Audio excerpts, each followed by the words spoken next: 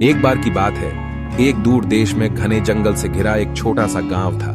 ग्रामीणों ने एक साधारण जीवन व्यतीत किया, भूमि पर खेती की और पशुपालन किया।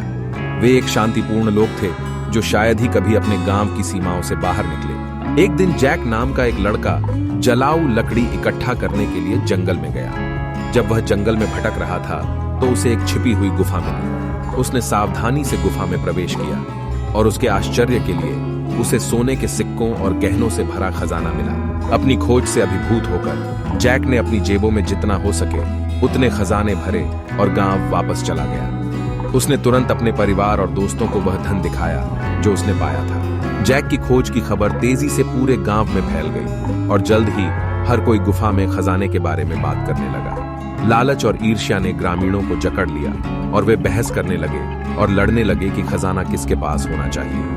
जैसे ही तनाव बढ़ा, गांव के बुजुर्ग ने खजाने के साथ क्या किया जाए इस पर चर्चा करने के लिए एक बैठक बुलाई। काफी बहस के बाद वे पूरे गांव को लाभ पहुंचाने के लिए खजाने का उपयोग करने पर सहमत हुए। उन्होंने सोने के सिक्कों का इस्तेमाल अपने बुनियादी ढांचे में सुधार, नई सड़कों और पुलों के निर्माण के लिए किया।